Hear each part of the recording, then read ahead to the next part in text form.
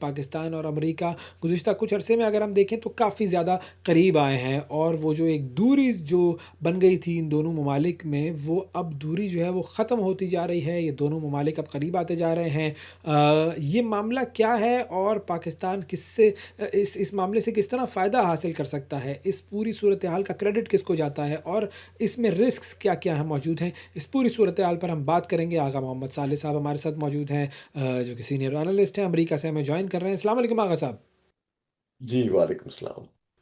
آغا صاحب، یہ جو ایک طریقے سے پوری عالمی منظرنامہ جو ہے وہ تبدیل ہو گیا، پاکستان اتنا اہم ہو گیا ہے، پاکستان کے بارے میں اگر ہم اب دیکھیں تو پچھلے کچھ سالوں میں وہ کہیں نظر نہیں آ رہا تھا، آج پہلی صف میں وہ کھڑا دکھائی دے رہا ہے۔ دنیا بھر کے جو ڈپلومیٹک معاملات ہیں اس میں پاکستان جو ہے وہ اپنا کردار ادا کر رہا ہے، اور واشنگٹن کی پاکستان کے حوالے سے جو پالیسی ہے اس کا جو شفٹ ہے وہ اب دنیا دیکھ رہی ہے۔ شہباز شریف صاحب اور ڈونلڈ ٹرمپ جو ہیں وہ بڑی گرم جوشی سے ایک دوسرے سے ملے ہیں، سب نے دیکھی ہے گرم جوشی۔ تو آپ کے خیال میں اس شفٹ کی اصل وجہ کیا ہے؟ یہ تعلقات کیوں جو ہے وہ اس وقت جو ہے وہ بہتر ہوئے ہیں اور کیسے بہتر ہوئے ہیں؟ دیکھیے امریکہ کا جو ہے نا ہیٹ اینڈ لو رومانس ہمارے ساتھ تو ہمیشہ 77 ایئرس میں چلتا رہا ہے، یہ کوئی نئی بات نہیں ہے۔ لیکن اس وقت صدر ٹرمپ کے ساتھ جو ہمارا افیئر ہے، وہ اگر ان کی پچھلی مدت میں دیکھیں تو پچھلی مدت میں دو واقعات ہوئے تھے کہ عمران خان تشریف لائے تھے، اس وقت عمران خان پرائم منسٹر تھے، اور ارینا میں وہ آئے تھے اور انہوں نے ملاقات کی تھی، لیکن اس کے فوراً بعد انڈیا نے بھی اسی طرح کا ایک ارینجمنٹ کیا، ایک ارینا میں اپنی انڈین کمیونٹی کو اکٹھا کیا، اور مودی کے ساتھ تو وہ ہاتھوں میں ہاتھ ڈال کے وہ پورا انہوں نے ارینا کا سرکل کیا تھا۔ تو وہ کتنا ایک بہت بڑا ایک تبدیلی تھی اور ٹوسٹ تھا انڈیا کی فیور میں۔ پھر اسی عرصے میں کشمیر پہ قبضہ کیا انڈیا نے، انیکس کیا، عمران خان کی حکومت کچھ نہیں کر پائی، اور ہماری معاملات ایسے ہی چلتے رہے۔ اور آج ایک جو ہے صورتحال وہ بالکل مختلف نظر آ رہی ہے۔ آج جنگ سے چند دن پہلے صدر ٹرمپ کہہ رہے تھے کہ یہ دو ملکوں کا معاملہ ہے۔ ان کے vice president J D Vance جو ان کے داماد ہیں انڈیا کے، وہ بھی ہندوستان سے واپسی پہ انہوں نے ایک اسی طرح کا سٹیٹمنٹ دیا تھا۔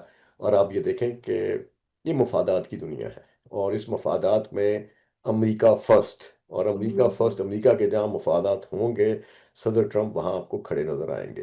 اس کے لیے وہ کوئی ان کے پاس کوئی اف اینڈ بٹس نہیں۔ اچھا، اب یہ جو تعلقات میں بہتری ہوئی ہے دونوں ممالک کی، اس کا ہم اگر کریڈٹ دینا چاہیں تو اصل کریڈٹ اس پوری سچویشن کا کس کو جاتا ہے؟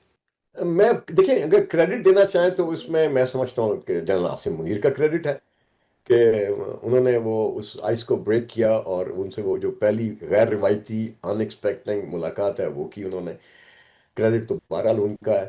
اور صدر ٹرمپ نے اپنی گفتگو میں شرم الشیخ میں ایجپٹ میں اس کا اظہار بھی کیا ہے، اور ان کو ایک عظیم فیلڈ مارشل کہا ہے۔ تو میں سمجھتا ہوں کہ کریڈٹ تو انہی کا ہے۔ اچھا، بہت سارے لوگ جو ہیں وہ یہ بھی کہتے ہیں، اور ظاہر ہے ہسٹوریکلی اگر جو بھی شخص پڑھے گا تو وہ یہی بات کرے گا، کہ امریکہ نے ہمیشہ پاکستان کو اپنے مفاد کے لیے استعمال کیا ہے، چاہے وہ سوویت یونین کا معاملہ ہو یا امریکہ کی دہشت گردی کے خلاف جو جنگ ہے اس کا معاملہ ہو، افغانستان میں کس طریقے سے ڈیل کرنا ہے اس کا معاملہ ہو۔ اب پاکستان جو ہے وہ کس طرح اس مرتبہ بہتر طور پر آگے بڑھ سکتا ہے؟ دیکھیے پاکستان ہمیشہ ہم نے اپنے آپ کو آ، بہت کم قیمت پہ اپنے آپ کو پیش کیا ہے، پرائس لیس رہے ہیں ہم۔ تو یہ ایک ایسا موقع ہے جس میں آپ اپنی اکانومی پہ توجہ دے سکتے ہیں، آپ ایسے اقدامات اٹھا سکتے ہیں اپنی فورن پالیسی کو فکس کرتے ہوئے۔ دیکھیے ہمسائے جو آپ کے ہیں وہ بدلے نہیں جا سکتے۔ ہندوستان آپ کا ہمسایہ ہے، اور ہمیشہ جب تک یہ دنیا قائم ہے، پاکستان قائم ہے، ہندوستان ہے، تو آپ کا ہمسایہ رہے گا۔ چین آپ کا ہمسایہ ہے، وہ رہے گا۔ ایران آپ کا ہمسایہ ہے، وہ رہے گا۔ افغانستان آپ کا ہمسایہ ہے، وہ رہے گا۔ تو آپ کو اپنے ہمسایوں سے وہ تعلقات بھی مینج کرنے ہیں، ان کے ساتھ معاملات بھی ٹھیک رکھنے ہیں، اور پھر امریکہ سے آپ نے دوستی بھی رکھنی ہے۔ تو اس کے لیے ایک بہت توازن چاہیے، اور میں سمجھتا ہوں کہ وہ بیلنس جو ہے وہ پاکستان کے ہاں، پاکستان کی فارن پالیسی میں مجھے نظر نہیں آتا۔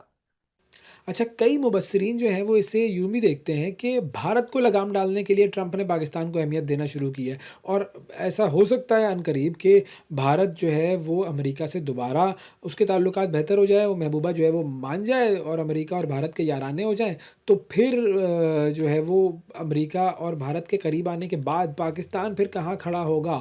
ہم پھر اس پکچر میں ہوں گے یا نہیں ہوں گے؟ دیکھیے جی، بات یہ ہے کہ صدر ٹرمپ ایک بہت غیر متوقع شخصیت ہیں. وہ ایک سیاستدان نہیں ہیں، اور وہ ہمیشہ کہتے ہیں کہ مجھ سے بہتر ڈیل کوئی نہیں کر سکتا، بحیثیت ایک کاروباری شخص کے. اور ان کا ایک خاص مزاج ہے جس کو ہم نپے تلے انداز میں، ایک سیاسی انداز میں یا ریاست کی سطح پہ لینے کی کوشش کریں گے تو وہ ہماری مس کیلکولیشن ہو جائے گی.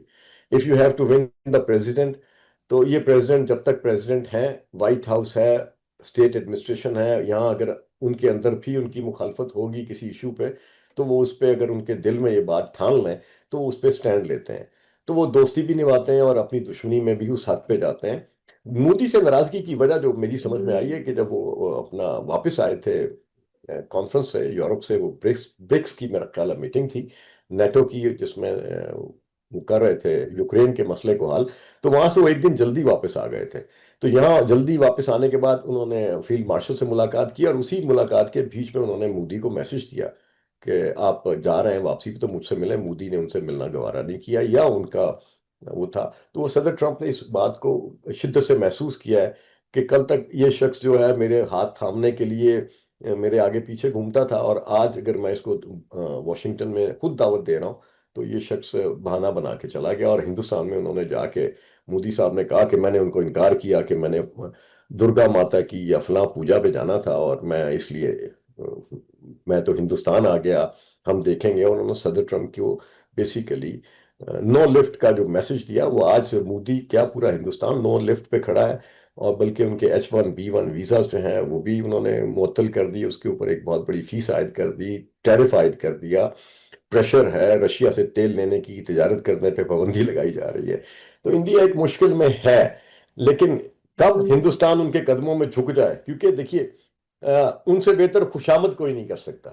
نو ڈاؤٹ کہ شہباز شریف صاحب نے ان کا جو قصیدہ پڑھا ہے مصر میں، وہ اس جیسا قصیدہ جس پہ انگشت بداں ہے تمام دنیا کے لوگ. اور اٹلی کی جو پریزیڈنٹ تھیں وہ بھی اس کو بڑے یعنی حیرت زدہ سے دیکھ رہی تھی کہ شہباز شریف کس طرح سے ان کی تعریف کر رہے ہیں. تو جس دن انہوں نے مودی صاحب نے ان کے قدموں پہ سر رکھ دیے تو انہیں زیادہ بہتر ایک خوش آمدید اگر مل گیا تو پاکستان کو یقیناً مشکلات کا سامنا کرنا پڑے گا. اب دیکھنا ہے کہ ان کو کون راضی رکھتا ہے اور کن ٹرمز پہ راضی رکھتا ہے. اچھا، ایک تو آپ نے یہ بڑا امپورٹنٹ پوائنٹ مینشن کیا تھا کہ جی تارکین وطن کے جو مسائل ہیں ان کو پاکستان جو ہے وہ اس پوری صورتحال سے فائدہ حاصل کر کے سالو کروا سکتا ہے، لیکن اس کے علاوہ اس بدلتے تعلق سے پاکستان کیا کس قسم کے فوائد حاصل کر سکتا ہے؟ اس ریلیشن شپ میں وہی عرض کر رہا ہوں کہ اس narrow window of opportunity. You put a base on this, اور جب بیس آپ بنا لیتے ہیں تو TPS کے بعد آپ کو جو اقتصادی معاملات ہیں اس پہ آپ کے قرضوں کے جو ہے نا، ورلڈ بینک کا ہے، آپ کے IMF کے بیرونی قرضے ہیں، ان پہ آپ اس قرضوں پہ اس مدت کے لیے انٹرسٹ فریز کی کمپین بنا سکتے ہیں، ریکویسٹ کر سکتے ہیں. اور جو ان حالات میں اس کو یعنی کوئی دنیا کی کوئی طاقت اس کو ریجیکٹ نہیں کر سکتی ہے. تو ایک بہت بڑا معاشی فائدہ اگر آپ کے 3 سال پاکستان کو ٹیمپرری پروٹیکٹڈ سٹیٹس ڈکلیئر ہونے کے بعد اگر آپ کی لابی مضبوط ہو، جس طرح سے آپ نے صدر ٹرمپ کو راضی کیا ہے، تو صدر ٹرمپ کی ایک فون کال بھی اوے ہے کہ یہ قرضوں پہ سود ہی اگر معاف کر دیا جائے، 3 سال اگر آپ کو سود نہ ادا کرنا پڑے ان قرضوں پہ، تب تک کہ پاکستان کی معیشت ان بحرانوں سے ریکور نہیں کرتی جو قدرتی آفات کے نتیجے میں آئے ہیں، کلائمیٹ چینج کے نتیجے میں آئے ہیں. تو میں سمجھتا ہوں اس سے بڑا فائدہ اور کیا ہو سکتا ہے آپ کو فوری طور